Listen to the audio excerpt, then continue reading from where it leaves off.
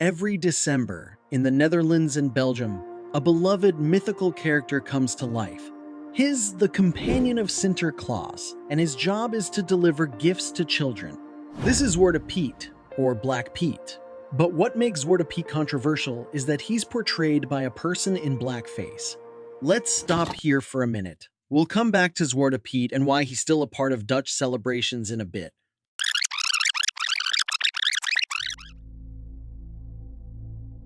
Blackface is one of the most controversial costumes out there, and in recent years, there have been many who've come under fire for choosing to wear blackface.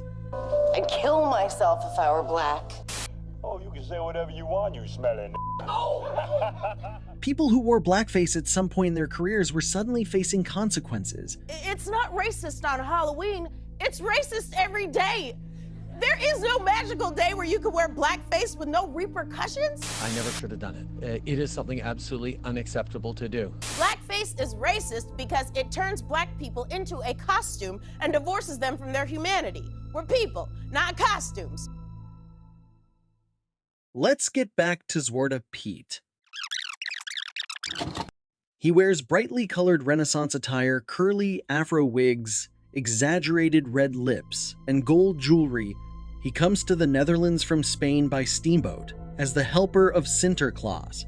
He is mischievous, playful, and helpful, checking whether children have been naughty or nice, giving sweets and gifts to the good children, and a bundle of birch branches to chastise naughty children. And in case we forgot to mention it before, Zwarte Piet has dark skin. Typically, a white actor will darken his skin for this role, making himself appear black. But for a region with such a small percentage of African population, why is this character black? The character's origins are not entirely clear, but some sources suggest that Zwarte Piet was initially meant to represent a Moor from Spain. The Moors were a Muslim population of North African and Iberian descent, who ruled parts of the Iberian Peninsula, mainly modern-day Spain and Portugal, from the early 8th until the late 15th century. Zwarte Piet might have been influenced by 19th century European views and stereotypes of Moors and people of African descent. The Moors were not slaves, but conquerors and settlers who had significant influence on the culture, science, philosophy, and architecture of the region.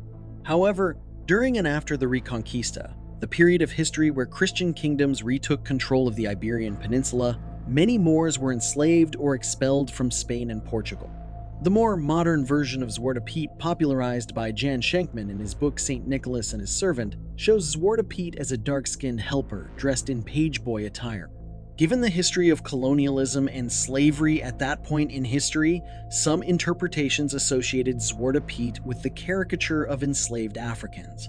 The character of Zwarte Piet is a subject of ongoing controversy, especially in the context of modern discussions about racism and the legacy of colonialism.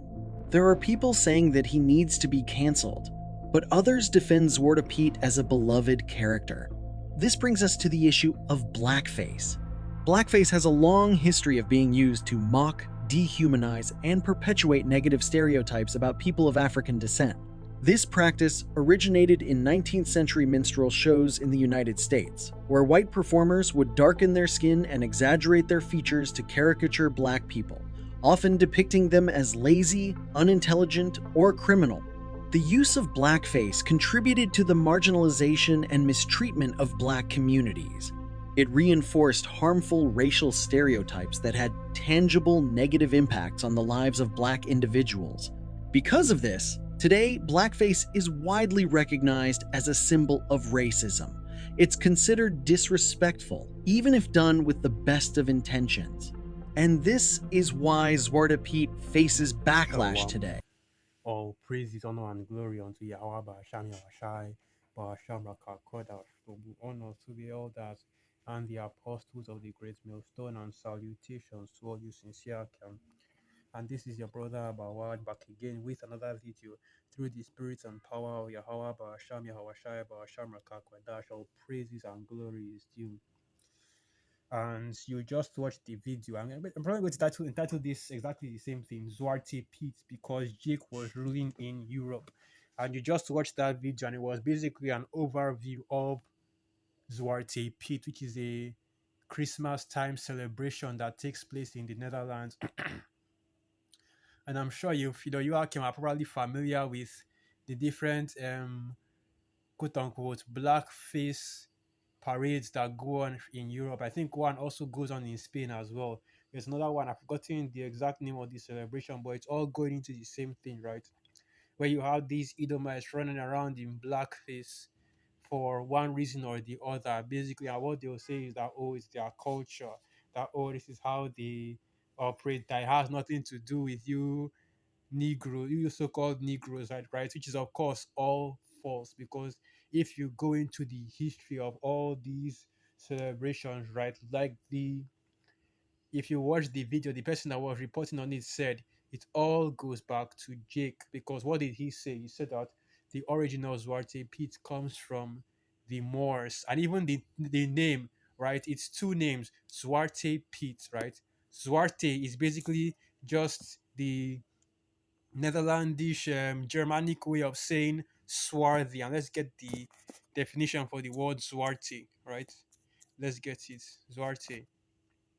And let's see if we get a quick translation of it, because all it is just swarthy. And you see that now it's showing you the same thing, right? Zwarte Piet, also known in English by the translated name Black Pete, right? Because if you look at the word Zwarte, you know that, okay, this is definitely another pronunciation of the word swarthy, right?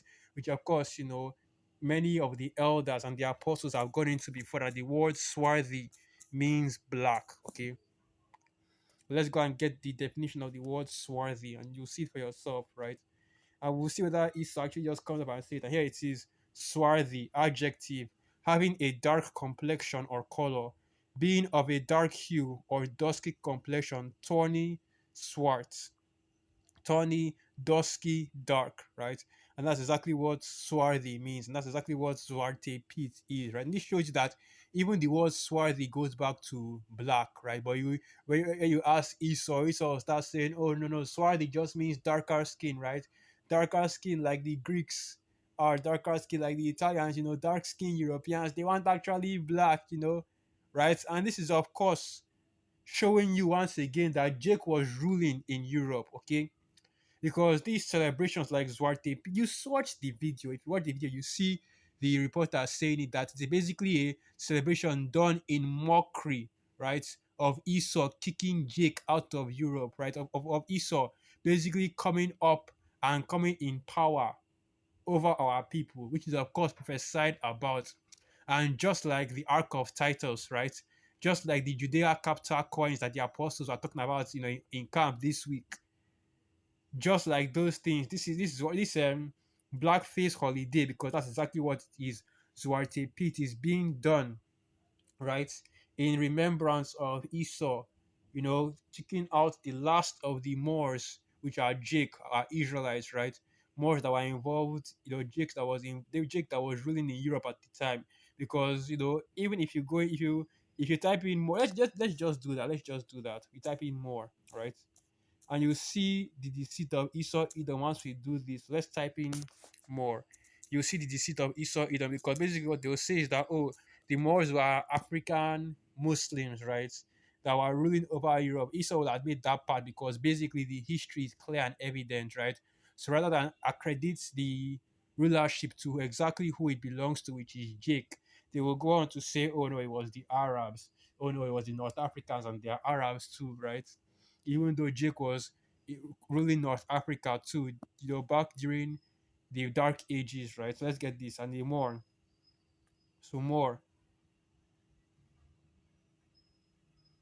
So here it is. So let's see the definition, right? More, an uncultivated area covered with low growing vegetation and often high but poorly drained. One of a mixed race inhabiting Morocco, Algeria, Tunis, Tripoli, chiefly along the coast and in towns. Any individual of the swarthy races of Africa or Asia which have adopted the Mohammedan religion, right? So they are trying to connect more to Islam, when in all actuality, you know, being a Muslim doesn't make you a Moor, right?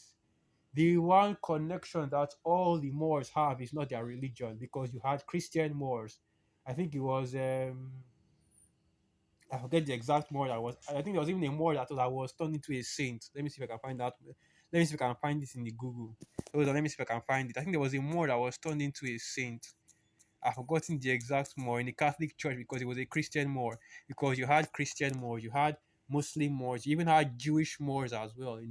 Or let me not say Jewish Moors, basically Hebrew Israelite Moors that knew, here it is, that knew of their Israelite heritage. Benedict the Moor, okay? So this is it right here, Benedict the Moor.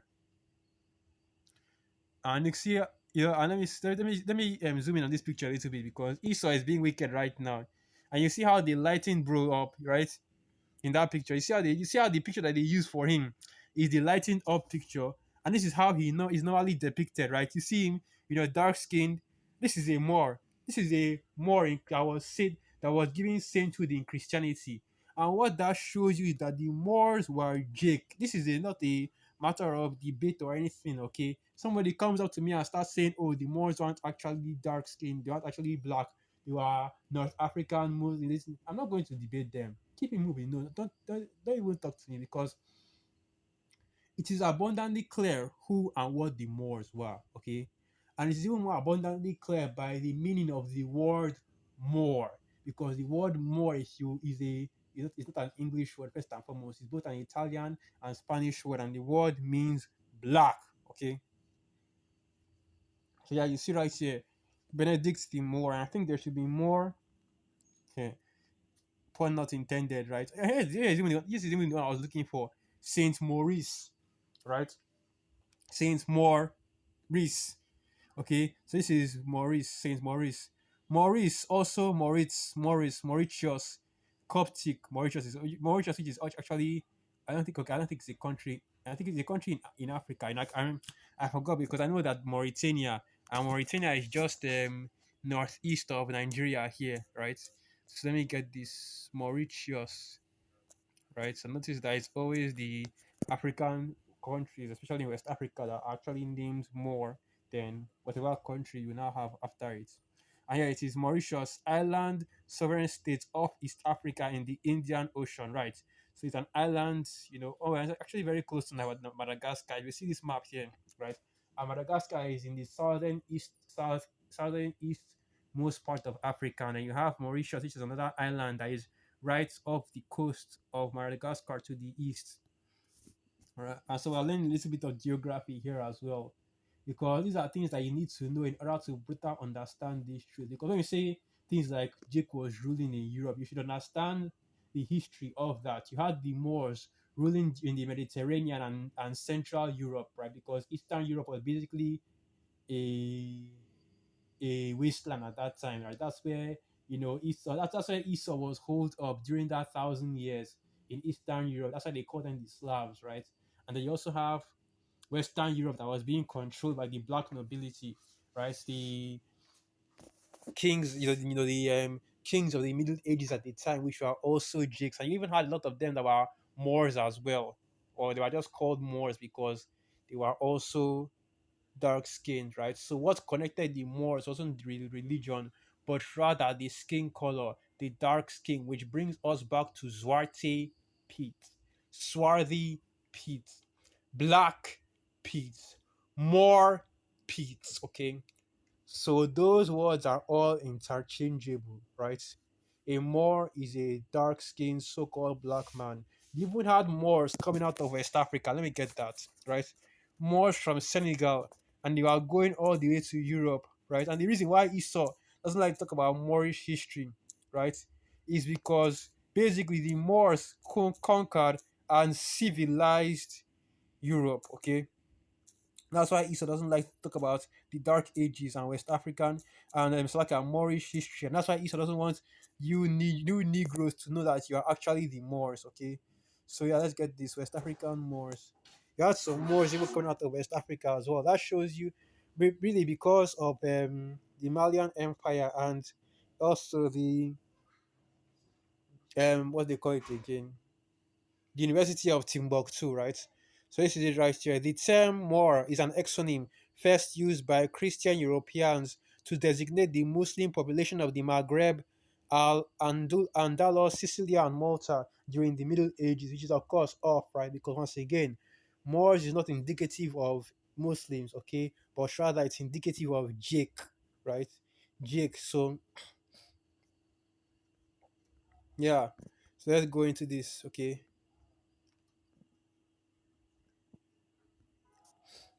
And there's not much information about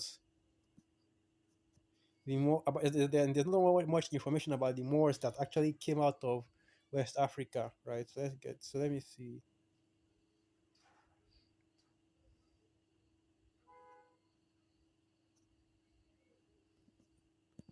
There's not much information about the Moors that actually came out of West Africa, right? Because that's what I actually wanted to go into. Okay, this is I think this is a book.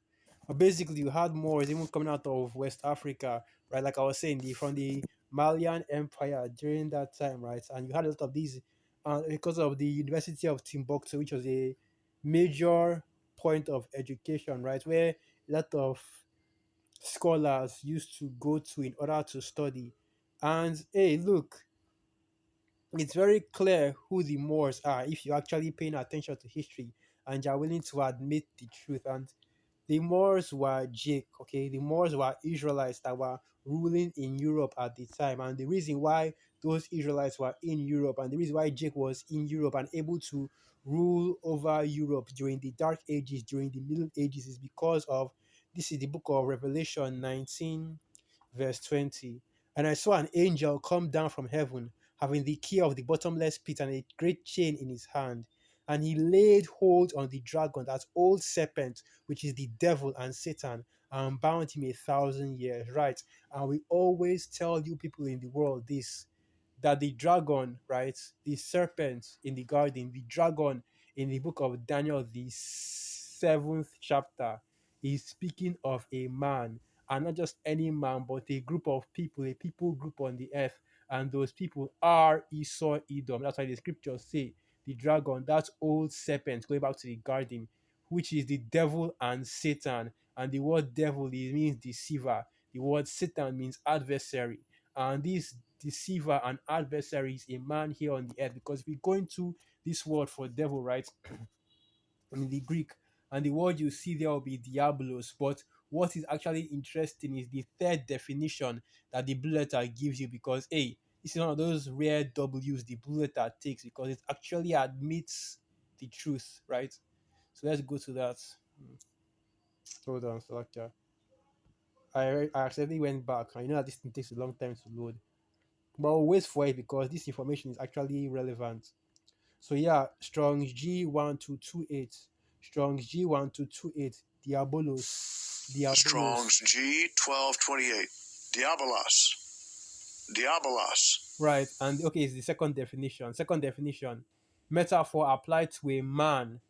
Metaphor applied to a man who, by opposing the cause of the Most High, Yahweh Shami Oshai, may be said to act the part of the devil or to side with him. Right.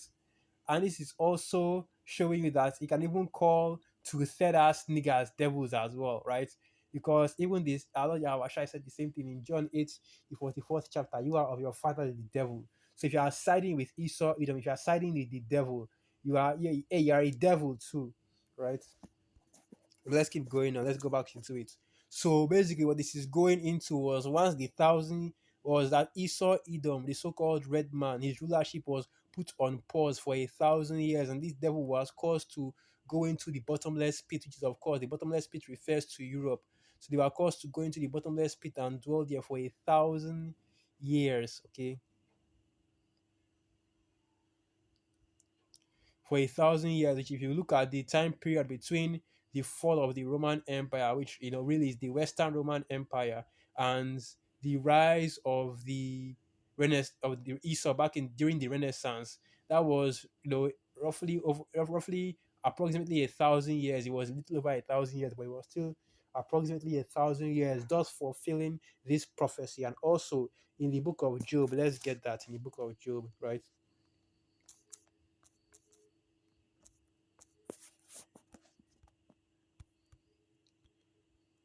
So this is the book of Job 30 verse 1, and it reads, Job 30 verse 1, but now they that are younger than I have me in derision, whose fathers I would have disdained to have set with the dogs of my flock. Yea, whereto might their strength, by the strength of their hands profit me, in whom old age was perished. For want and famine they were solitary, fleeing into the wilderness in former time, desolate and waste, who cut up mallows by the bushes and juniper roots for their meats. They were driven forth from among men. They cried after them as after a thief, right? Because even the scripture tells you that Esau, Edom, right? Starting from going back all the way to Cain, because Cain is also Esau Edom in the reincarnation, who would be a vagabond on the earth. Okay, and that's exactly what Esau Edom is, a vagabond on the earth. That's why all the nations and all the tribes and all the people have history of their clashes with Esau, and all and it's all the same thing. And these devils were wicked, right? Did not pity, did not pity, slew indiscriminately. They broke treaties, they broke contracts, they broke everything. And you see the situation as currently, if you are, if you've been watching TikTok recently, you see the situation going viral, right? Actually saw it on YouTube, not on TikTok, but here it's going viral on TikTok too. You see this situation going viral on TikTok with the New Zealand, Australia, so like an Australia MP that is a Aboriginal Australian, which is basically Japheth, living in Australia, right? And you had Esau wanting to break a treaty that they had set up with the Australians, to give them a little bit of the local Australians, that's the Maori people, to give them a little bit of autonomy over the land that Esau stole from them. And that's how these devils operate, man. They'll make a treaty, right? And then when you're now good and comfortable, thinking that, oh, this treaty is going to last because these devils have made the treaty, no longer any conflict, no longer any war, just it's just chilling now, right? That's when these devils now come in and break their own treaty and start attacking you, right? Because that's how Esau operates. Esau doesn't fight you fair and square. Esau never fights you to your face, man. These devils, they craft deceit. That's why the scriptures say, when we go back to the book of Revelation, the 20th chapter, right? Now, right? And we're going back to the book of Revelation, the 20th chapter. Now, Revelation 20, verse 3. And cast him into the bottomless pit. The bottomless pit, like I mentioned, of course, being Europe. So Esau, Edom, right? Not just Esau himself, but the whole family of Esau, Edom was cast into the bottomless pit. And this is showing you that whenever the scriptures talks about Esau, or talks about Esau, talks about Jacob, talks about Moab, Israel, Ammon, right? Whatever name that is given to the nations, that is not just talking about one individual, but he's talking about the whole nation, the whole people. Okay, and all of Esau Edom was cast into the bottomless pit. In other words, they were thrown into that. They were thrown down, right? They were thrown out of power. They were thrown back to the earth. They were thrown. Basically, what the bottomless pit represents is their fall from rulership, right? They went from being the Romans to being, and even during that time, and you had Esau being put in captivity, right? Jake was, trade. Jake put Esau in captivity, man. Esau was in slavery during that time, right? And that was a good glimpse into, well, not really a good glimpse, because only Esau was in slavery. The rest of the nations are still out there doing their own thing. But in the kingdom, all of you nations, not just Esau, Edom, will be going into slavery. Okay, so now, Revelation 20, verse 3, and cast him into the bottomless pit, and shut him up, and set a seal upon him, that he should deceive the nations no more, till the 1,000 years should be fulfilled. And after that, he must be loosed a little season. And right now, we are in that time of the loosening, when these devils were loosed for a little season to just, run roughshod on the earth, man, complete and utter destruction, right? But part of the deceit of Esau, Edom, is what we're talking about right now, with the Moors, right? Because if you go and look around, Esau will deceive you and tell you that, oh, the Moors were, North Africans, they were Arabs, they were Muslims, right? But you see all the pictures that we just saw of the Moors. What did we see, right? Dark skinned Negro, so called Negroid people, Jakes, because that's who the Moors were. Of course, you had definitely some lighter skin, right? Maybe even Edomite looking Moors, right? But that's why in this truth, you don't deal with skin color, but rather nationality. And the Moors are, predominantly Jake, so you definitely have, you know, so you might have, so you would definitely have some Edomites among the Moors, because we were scattered throughout the four corners of the earth. But those, it's like, yeah, Edomites looking Moors, right? because you are scattered around the four corners of the earth. But those wouldn't have been Edomites. They would have been Israelites that looked like Edomites, right? But we're talking about who is predominantly, right, the majority, right, of the people, and the majority of the Moors were dark skinned. And there's no amount of pseudo historical bullshit that Esau can pull. Basically, pulling the wool between your eyes, right? And let me show you a picture. If you like, I'm actually watching the video, because sometimes you are just play a browse video, put the headphones in and go do something else while you're listening to it in the background. But if you like, I'm actually watching the video. I actually want to show you a picture just to show you the deceit of Esau Edom, right? Let's do this just to show you the deceit of Esau Edom, okay? Because basically, this devil loves to play the game of who are you going to believe, me or your lying eyes, right? Because you see the images, you see the history, you see the records, but Esau would still have you believe that that's not what it is. And this is the image of the Olmecs, or basically the stone tablets of the Olmec people, which is basically, one of the earliest cultures that was found in the Americas, right? And of course, he believed that these Olmecs were the original Hamites sailors that Solomon sent over to the Americas to bring in gold and the exotic animals. Okay, now this is the appearance. This is what the Olmec stones look like. And if you look at these Olmec stones, right, it's pretty damn obvious who and what these Olmec stones look like. It's not even up for debate, right? You look at the Olmec stones, you can clearly tell what features they have. You can clearly tell what kind of features they have and what kind of people they were based on. This is obviously, so-called Negroid people, right? Specifically the Hamites, got the flat nose, the thick lips, and everything. Even the almond eyes that they always say that, oh, you Africans have, right? And you have and it's very obvious, But you ask Esau, oh, we don't really know who the Olmecs were. Oh, they couldn't be Africans because Africans weren't here yet. Oh, Esau is making all manner of excuses as to why these Olmecs don't look the way they look. And it's the same thing with the Egyptians as well. You see the hieroglyphs, right? You see the Sphinx, you see every relic that gets dug out of Egypt, especially the relics that go back to ancient Egypt. But Esau will still tell you, oh, the Egyptians, right? The Egyptians, right? The Egyptians, right? And then we're talking like that. I'm not actually stammering, right? I'm actually talking like how Esau will talk. They will stutter. They will think. They will stop. They will think over their words. They will choose their words carefully because they know they can't say, the Egyptians were white. So they want the Egyptians, they were light, they were dark skin, yeah, but they were Negroes, Basically, that's what Esau was saying, and I think there's even a video of one of these Egyptologists saying exactly that. That the Egyptians, they were dark skinned, but they want the Negroes, they want the niggers. That's exactly how he said it. They want niggers, which of course, right? They were dark skinned. They want Israelites, of course. They were Mitzrayim, but it doesn't change the fact of their skin color. And that's what Esau does, man. Basically, as the scriptures say, the earth is given into the hand of the wicked, and he covered the faces of the judges thereof. I'm not saying that the Egyptians are Jakes or Israelites. We're not Egyptologists out here. We're not Kemet niggas out here, man. I'm talking about the Moors because the Moors were Jakes. I'm talking about the black nobility, right? The so-called black nobility, the Israelites nobility that was ruling over Europe during the Dark Ages. That's what I'm talking about. I'm talking about the Western Roman Empire that was ruled over predominantly by Jake. Okay, that's what I'm talking about. That is the faces of the judges that Esau Edom has hid. I'm talking about the Most High Yahweh Shem Yahweh and his son that Esau Edom has converted into a white man.